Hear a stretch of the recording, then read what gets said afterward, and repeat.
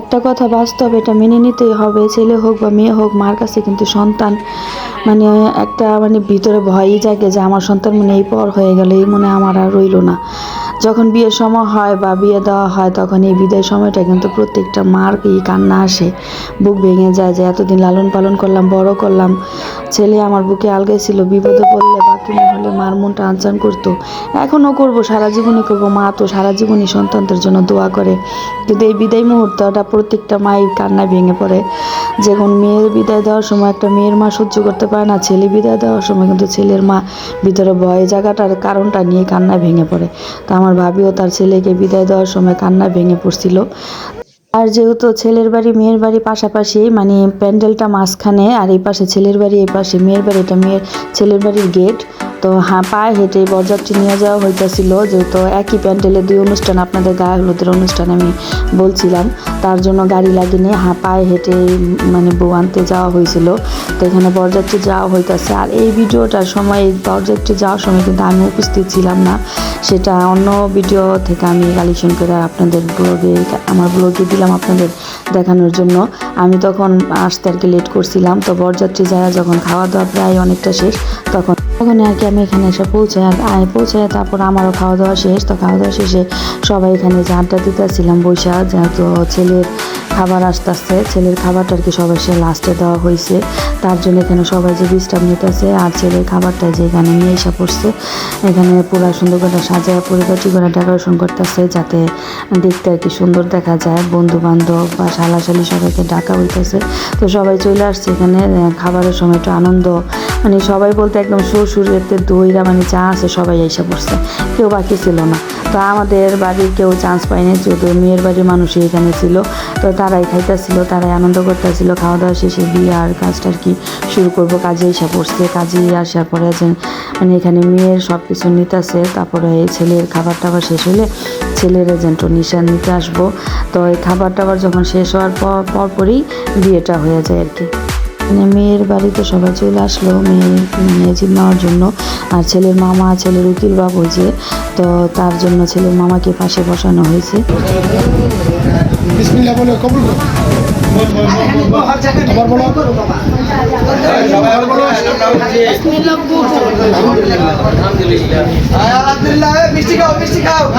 মেয়ে কবুল বলে হাইসা দিছে। বয়স একেবারে অল্প, ছোট থেকে মেয়ে আর ছেলে পছন্দ, তার জন্য তাড়াতাড়ি বিয়ে দেওয়া হয়েছে। তো কিছু মনে করবেন না।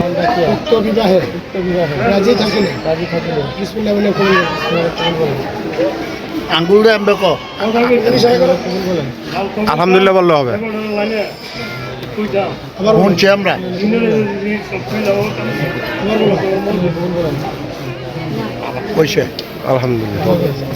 আলহামদুলিল্লাহ বিয়ে সম্পূর্ণ হইল। আর এখানে মোনাজাত ধরতেছে, মিলাদ পড়ানো হইতেছে, মিলাদ পড়া মোনাজাত ধরবো। তো এখানে আমরা ছিলাম না, আমরা ছিলাম রুমে, ওই যে পাশের যেই বিল্ডিংটা দেখা যেতেছে, এইখানে আমরা ছিলাম। আমরা জানালা দিয়ে তাকাইছিলাম, পাশাপাশি বললাম, তো ছেলের মেয়ের বাড়ি পাশাপাশি। তো ভিডিওটা আমি অন্যজনের দিয়ে করাইছিলাম। তো এখানে মোনাজাত ধরা হয়েছে ছেলেদের জন্য, সবাই দোয়া করবেন, সবাই তাদের দাম্পত্য জীবন যেন সুখের হয়, ভালো হয়। তো এই কামনা নিয়েই তো সবার কাছে আসা, সবাই ভালো করে তাদের জন্য দোয়া করে দিবেন, এই ভিডিওতে কমেন্টে জানাবেন। আর মেয়ে বিদায় দেওয়ার মুহূর্তটা প্রত্যেকটা বাবা মাকে আল্লাহ তাআলা ধৈর্য ধারণ করুক, তাদের সান্ত্বনা পুরস্কার দেওয়ার মতো কিছুই থাকে না। আর একটা মেয়ে তো কলিজাটা কীরকম লাগে সেই বিদায় অনুষ্ঠানে বুঝে, যে আমি কি ছেড়ে চলে যাচ্ছি, আমি এতদিন কোথায় ছিলাম, কাদের ছিলাম, আর আজকে থেকে আমি কাদের হচ্ছি। তো এই মুহূর্তটা বলার ভাষা নাই। যারা পাশে থাকে তারাও যেন কান্নায় ভেঙে পড়ে। তো মেয়েকে বিদায় দেওয়া পরে আমরা বাসায় চলে আসি। আর এটা পরের দিনের ভিডিও, আমাদের বউভাতের ভিডিও। আমরা বউভাতে সবাই এখানে যখন খাওয়া দাওয়া অ্যারেঞ্জমেন্ট করা হইতেছে, এখানে আমার বড় ভাই কিছু ডেকোরেশন করতেছে, সুন্দর করে গুছাই গাছাই দিতেছে, যাতে আত্মীয় স্বজন কারো কোনো ত্রুটি না হয়, যেহেতু এখানে আমাদের সবাই মেহমান। তো মেহমান আর এইখানে তো যেহেতু বললাম পাশাপাশি ছেলে মেয়েদের বাসা, সবাই একসাথে খাওয়া দাওয়া হইতেছিল, কারো সময় আলাদা করা হয়নি। তো আমরা খাওয়া দাওয়া পরে করছি, এখানে বিশ্রাম নিতেছিলাম। আমি আমার বোন এই যে নূপুরময়ী রে খাওয়াইতেছে, বউ নিয়ে বসেছিলাম এখানে। আর এখানে প্যান্ডেল কোনোভাবে সাজানো ডেকোরেশন ডেকোরেশন করা হয়নি, আলাদা স্টেজ। এখানে একটা সোফা আর কি বউকে বসানো হয়েছে, নুপুরের ওই পাশে বউ বসে নিছে।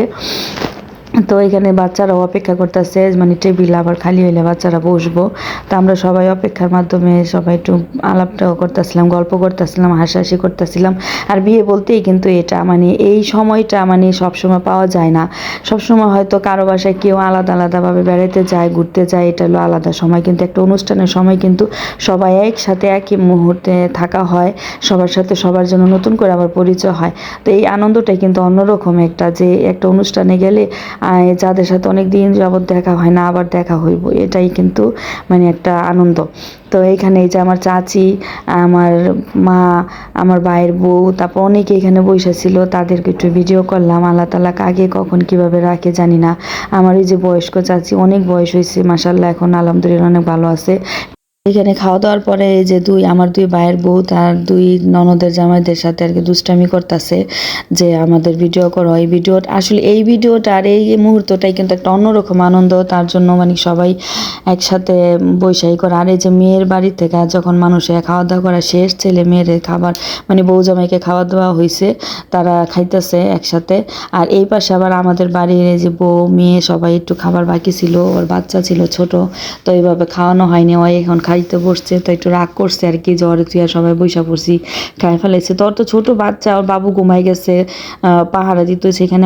তো মশা, ওদের বাসায় অনেক মশা ছিল, তার জন্য আর কি ওর মেয়েরে পাহারা দিতেছিল। আর আমরা খাই ফেলেছি, তো আমি ওর রাগ ভাঙাইতেছি যে আমার দিকে একটু তাকাও তাকাও, তাকা না। যখন আমি বললাম যে আমার একটা মাংস খাওয়াই দাও, তখন নয় আর কি আমার দিকে তাকাইছে আর কি বাধ্যতামূলক। আমি বলছি না এখন খাবো না, আমি তোমার ভিডিও করার জন্য আমি বলছি এটা। পরে জোর করে তাকে একটু খাওয়াই দিচ্ছে। আর নূপুর খাইতেছে, ওর জামাই, আর এখানে নেহা, সবাই, আমার ভাইয়ের ছেলে, আমার বড় ভাইয়ের বউ ওই যে দাঁড়াই নিছে। তো আমিও, আমার বোনও বলতেছে যে ওদের দেখে দেখে খাওয়া। তো আমরা বলতেছি ওদের দেখে খাওয়া মানে নিজের বাড়ির মানুষ নিজেরাই খাইবো, তো দেখে খাওয়ার কি আছে। তো এখানে খাওয়া দাওয়া শেষ করতেছে। আর খাওয়া দাওয়া শেষ করে তখন আমি আবার একটা কাজ করছি, একটা পাগল মানে ওনার জীবনের কাহিনী শুনে আমি অবাক হয়ে গেছি। একটা মানুষ তার নিজের ভালোবাসার জন্য নাকি পাগল হয়ে যায়, সেটা আমি আজকে বাস্তব চোখে দেখলাম। মানে ওনার ধন সম্পদ, টাকা পয়সা, গাড়ি বাড়ি, কোনো কিছুর অভাব নাই। আমি যখন শুনছি ওনার জীবন কাহিনীটা আমি অবাক হয়ে গেছি যে একটা মানুষ, ভালোবাসার মানুষ যে না পাইলে সে রাস্তা, কিন্তু সে কিন্তু অনেক শিক্ষিত, তার নিজের ঠিকানা, নিজের বাড়ি, নিজের নাম, নিজের বাবার নাম, সবার নাম বলতে পারে, কিন্তু সে এই ভেসে থাকে সারাক্ষণ। আর নিজের মানে বাড়ি ঘর, সে রাস্তায় থাকে, রাস্তায় ঘুমা মানুষেতে যায়া খায়, এরকম করে তার বাড়ি ঘর, টাকা পয়সা সব মানে পুরা নিছে, কিন্তু এখনো বিয়ে না কইরা ওই ভালোবাসার প্রথম ছেক খাইয়েই ব্যর্থতা হয়েই আজকে জীবনটা এইভাবে কাটাই দিতেছে। মানে আজীবনও নিজের আর সুস্থ করবো কিনা জানি না। তো আমি বলবো যারা নাকি যে এরকম মানুষদের সুস্থ করেন, সুস্থ করার পথে নিয়ে আসেন, তাদের কাছে অনুরোধ, যদি এই ভিডিওটা দেখে থাকেন তার একটা ব্যবস্থা করবেন। আজকের ভিডিওটা অনেক বড় হয়ে গেছে, ভিডিওটা এই পর্যন্ত। সবাই ভালো থাকবেন, আল্লাহ হাফেজ।